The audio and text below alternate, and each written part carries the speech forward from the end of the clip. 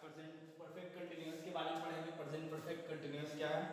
Present perfect continuous कोई भी भूतकाल में काम मतलब प्रारंभ हुआ था, स्टार्ट हुआ था, वो अभी भी काम जारी है यानी चल रहा है, तो उसको प्रेजेंट परफेक्ट कंटिन्यूअस कहेंगे। और वो विथ टाइम रहेगा, मतलब समय के साथ लगा रहेगा। जैसे वह 1990 से पढ़ाई कर रहा है, देखिए इसमें मतलब 1990 ये टाइम है और वो कर रहा है यानी रेगुलर अभी कंटिन्यूअस वो काम जारी है, तो इसको प्रेजेंट परफेक्ट कंटिन्यूअस में कहा जाएगा।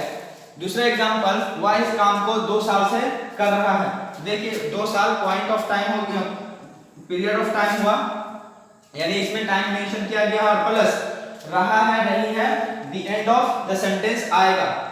अगर स्ट्रक्चर की बात करें तो सब्जेक्ट प्लस हैज या have according to the subject. आपको पिछले लेक्चर में बताया गया था हैज किसके साथ, थर्ड पर्सन सिंगुलर के साथ हैज और हैव का प्रयोग फर्स्ट पर्सन, सेकंड पर्सन और थर्ड पर्सन के प्लूरल के साथ हैव का प्रयोग किया जाएगा। Plus been plus V four यानी वर्ब में आईएनजी जोड़िए तो बी फोर और प्लस ऑब्जेक्ट प्लस सिंस या फोर प्लस टाइम। अब देखिए सिंस का प्रयोग इसके साथ किया जाएगा। सिंस का प्रयोग विद पॉइंट ऑफ टाइम के साथ किया जाता है। जैसे कोई भी पॉइंट ऑफ टाइम मिले जिसमें कैलकुलेट किया जा सकता है पूरा टाइम, उसको पॉइंट ऑफ टाइम कहेंगे। जैसे 1995 यानी 1995, 1995 अगर कहें तो इसमें पॉइंट ऑफ टाइम होगा क्योंकि इसको इस टाइम को हम लोग पूरा कैलकुलेट कर सकते हैं। कोई भी मंथ आएगा जनवरी, फरवरी, मार्च, अप्रैल, उसको पॉइंट ऑफ टाइम के अंदर कंसीडर किया जाता है और सिंस का प्रयोग किया जाता है।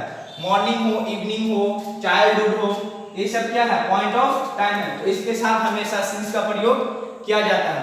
नाउ फोर का प्रयोग, four is used with point of time, sorry period of time कहिएगा यहाँ पे, पीरियड ऑफ टाइम मतलब वैसा टाइम जिसके कैलकुलेट नहीं किया जा सकता एक्यूरेट में। जैसे 2 years, 1 year, 2 weeks, 2 days, 2 months etc। इसमें पूरा इसमें और 2 hours जोड़ सकते हैं, 2 hours, 1 hour etc। ठीक है, इसमें क्लॉक टाइम भी आप जोड़ सकते हैं, क्लॉक टाइम, ठीक है, जिसको या कैलेंडर टाइम भी आएगा तो हमेशा सिंस का प्रयोग किया जाएगा। और इसमें अगर कोई भी आवर्स लगा हो तो समझ जाइएगा 4 का प्रयोग किया जाएगा। जैसे 2 hours, 3 hours, 4 hours, 10 hours etc। लेकिन वही हो 5 बजे से 6 बजे से तो उसमें हमेशा सिंस का प्रयोग कीजिएगा, ठीक है। अब देखिए इस एग्जांपल को, वह इस काम को 2 साल से कर रहा है। अब देखिए 2 साल ये पीरियड ऑफ टाइम है, ये पॉइंट ऑफ टाइम नहीं है क्योंकि 2 साल कौन से ईयर का था, कब से कब हुआ, ये पॉइंट में नहीं दिया गया, सिर्फ 2 साल बताया गया, तो इसे वो पीरियड ऑफ टाइम कहेंगे, पॉइंट ऑफ टाइम नहीं कहा जा सकता। इसके अकॉर्डिंग टू स्ट्रक्चर हम लोग बनाएंगे ही थर्ड पर्सन सिंगुलर नंबर के साथ हैज, थर्ड नंबर पे बिन, V4 ING के साथ वर्ब में तो V4 होगा, इसमें डूइंग होगा दिस वर्क फॉर 2 years। अब देखिए एक और एग्जांपल लेंगे। हम लोग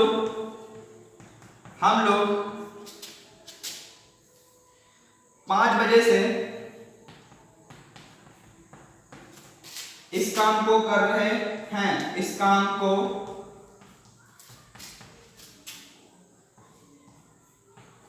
कर रहे हैं, तो क्या होगा, हम लोग का मतलब बी के बाद third person, first person plural number, इसके साथ हैव का प्रयोग, we have been doing this work, doing this work। अब 5 बजे से since 5 o'clock, ठीक है, since 5 o'clock आप लोग कह सकते हैं। अब देखिए यहाँ पे फर्स्ट पर्सन प्लूरल नंबर था, चलिए थोड़ा वीडियो कट हो रहा है, तो फर्स्ट पर्सन प्लूरल नंबर था, आप लोग देख सकते हैं यहाँ पे फर्स्ट पर्सन प्लूरल नंबर के साथ हमेशा है been plus doing this work since 5 o'clock। तो make a note of it. अब हम लोग इसके स्ट्रक्चर नेगेटिव पे चलते हैं। चलिए अब प्रेजेंट परफेक्ट कंटिन्यूअस का नेगेटिव देखते हैं। प्रेजेंट परफेक्ट कंटिन्यूअस के नेगेटिव हमेशा अगर अफर्मेटिव सेंटेंस हो या असर्टिव सेंटेंस हो, जिसमें अफर्मेटिव और नेगेटिव आते हैं, उसमें हमेशा थर्ड नंबर पे नॉट जाता है। तो थर्ड नंबर नॉट के यानी सब्जेक्ट हैज या हैव आएगा according to subject plus third number पे नॉट, बीन और वर्ब में आईएनजी यानी बेस फॉर्म में आईएनजी लगाएंगे आप तो बी4 बनेगा, प्लस ऑब्जेक्ट प्लस सिंस या फोर प्लस टाइम।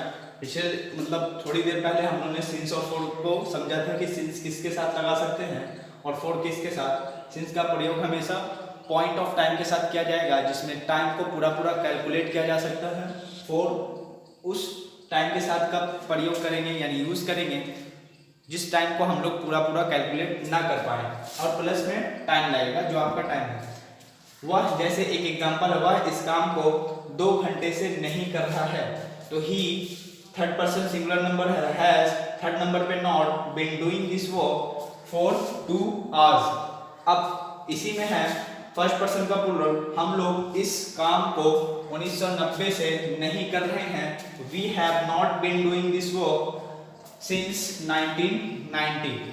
अब इंट्रोगेटिव में हमेशा हेल्पिंग वर्ब पहले आता है, यानी हैज या हैव पहले आएगा, उसके बाद सब्जेक्ट। अकॉर्डिंग टू सब्जेक्ट हम लोग हैज या हैव को यूज करेंगे और उसका थर्ड नंबर पे बिन V4 और ऑब्जेक्ट प्लस सिंस या फोर प्लस टाइम।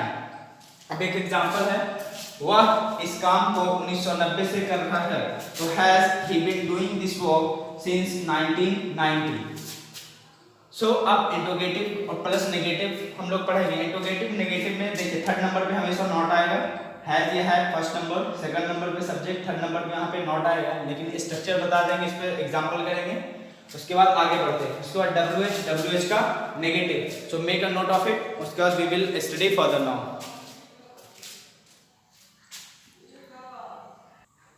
चलिए अब हम लोग प्रेजेंट परफेक्ट कंटिन्यूअस का इंट्रोगेटिव प्लस नेगेटिव देखेंगे। इंट्रोगेटिव का मतलब हेल्पिंग वर्ब सबसे पहले आएगा और नेगेटिव का मतलब नॉट भी मौजूद होगा। तो देखिए हेल्पिंग वर्ब सबसे पहले आएगा हैज या हैव प्लस सब्जेक्ट और थर्ड नंबर पे नॉट, यानी इंट्रोगेटिव प्लस नेगेटिव हो गया, been plus V4 plus object या सिंस या फोर प्लस टाइम। और इंट्रोगेटिव मार्क्स, क्या वह इस काम को 1990 से नहीं कर रहा है, तो has he not doing, has he not, यहाँ पे नॉट बीन लगा लीजिएगा, has he not been doing this work since 1990। अगर बीन नहीं लगता तो यहाँ पे सेंटेंस गलत होगा, ठीक है। तो पढ़ने टाइम या फिर बनाने टाइम मुझे रियलाइज हो गया। अब देखिए क्या हम लोग 2 घंटे से इस काम को नहीं कर रहे, तो have we not been doing this work for 2 hours, उसके बाद क्वेश्चन मार्क।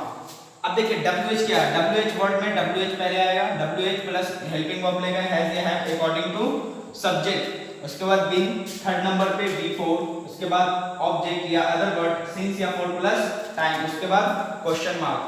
वह इस काम को क्यों 2 घंटे से कर रहा है, तो why has he according to subject, why has he been doing this work since, ना लगा के आप फुल आएंगे क्योंकि पीरियड ऑफ टाइम है फॉर 2 आवर्स।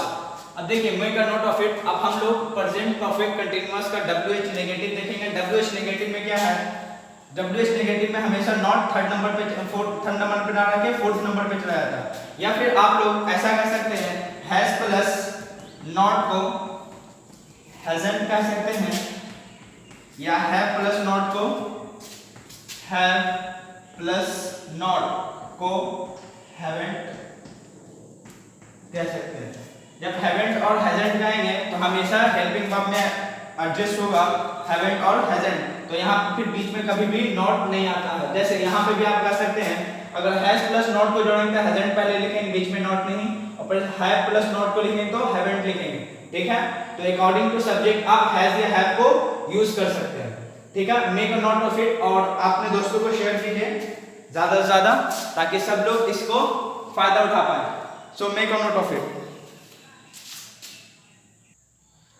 चलिए प्रेजेंट परफेक्ट कंटीन्यूअस का WH negative and WH negative यानी WH प्लस हैज या हैव अकॉर्डिंग टू सब्जेक्ट, उसके बाद not plus been plus before plus object या अदर वर्ड प्लस सिंस या for plus time, वह इस काम को क्यों 1990 से नहीं कर रहा है? तो why has he not been doing this work since 1990? देखिए why आया क्यों, क्योंकि यहाँ पे क्यों मेंशन था। why मतलब क्यों, has third person singular number के अकॉर्डिंग आया, फोर्थ नंबर पे not, been doing before plus this work, since आया क्योंकि पॉइंट ऑफ टाइम सिंस 1990। अब देखिए इसको एक और स्ट्रक्चर से बना सकते हैं, हैज प्लस नॉट को हैजंट लिखकर व्हाई हैजंट ही, अब बीच में कभी नॉट नहीं आएगा क्योंकि contraction helping verb has plus not कहोगे तो हैजंट बन गया, hasn't he been doing this work since 1990। अब एक और एग्जांपल, वह लड़का इस पत्र को क्यों 2 दिन से नहीं लिख रहा है? Why has that boy not been writing this letter for 2 days? और why hasn't that boy been writing this letter for 2 days? Has not का कॉन्ट्रैक्शन hasn't होता है, यानी has प्लस not को, अब बीच में अगर hasn't का है फिर बीच में कभी नेगेटिव नहीं आएगा, has not का ही कॉन्ट्रैक्शन होता है और ये हमेशा WH वर्ड के बाद आता है। अकॉर्डिंग टू सब्जेक्ट यहाँ पे आएगा हेल्पिंग वर्ब। अगर यहाँ पे अगर थर्ड पर्सन का प्लूरल होता दे तो यहाँ पे लिखते हैव और हैव को नॉट से जोड़ते तो हैवंट लिख देते, ठीक है। अगर कॉन्ट्रैक्शन तोड़ देते तो हैव और फोर्थ नंबर पे नॉट चला जाता। तो make a note of it. और देखिए टेंस बहुत इंपॉर्टेंट है, ये अगले मतलब नरेशन हो या फिर वॉइस चलेगा तो उसमें भी बहुत काम देगा।